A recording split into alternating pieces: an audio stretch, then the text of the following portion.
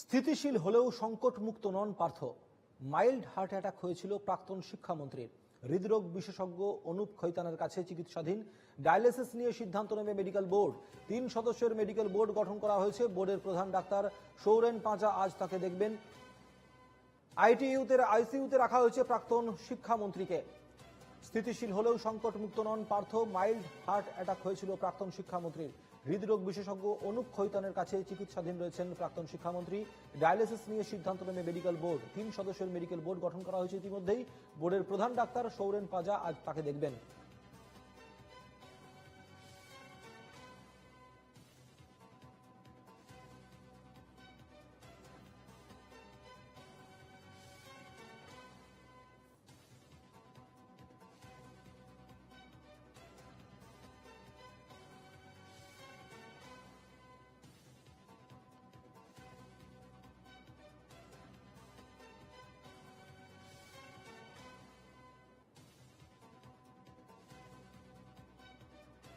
সুস্মিত মজুমদার আমাদের প্রতিনিধি রয়েছেন এই মুহূর্তে টেলিফোনে আমাদের সঙ্গে।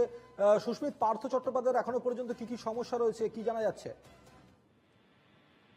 পর্যন্ত যেটা জানা গেছে এখনো পর্যন্ত সংকট মুক্ত নয়।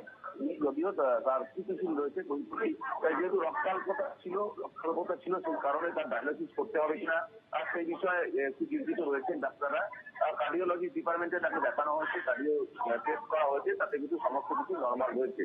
অর্থাৎ তিনি যে পরিস্থিতিতে ছিলেন অর্থাৎ তার থেকে অনেকটাই উন্নতি হয়েছে, এমনটাই ডাক্তারদের এর দাবি। যে 3 সদস্যের যে চিকিৎসকদের একটি ইউনিট করা হয়েছিল তারা প্রত্যেকেই কিন্তু আলাদা আলাদা ভাবে পৃথক ভাবে পার্থ চট্টোপাধ্যায়কে দেখাশোনা করেছেন এবং তারপর তারা এই সিদ্ধান্তে উপনীত হয়েছেন। এবং সেই ওষুধ তুমি যেটা জানো, আমি এর আগেও বললাম যে এসএসকেএম হাসপাতালে যে ওষুধ তার উপরে প্রয়োগ করা হয়েছিল, তারপরে সেই ওষুধ পুরোটাই পরিবর্তন করে দেওয়া হয়েছে বেসরকারি হাসপাতালে আসার পর, এবং তারপর অনেকটাই স্থিতিশীল হয়েছে। যদিও এখনো পর্যন্ত ডাক্তাররা চিকিৎসকরা বলছেন যে সংকট মুক্ত নন তিনি, সেই কারণে একটু চিন্তার বিষয় রয়েছে।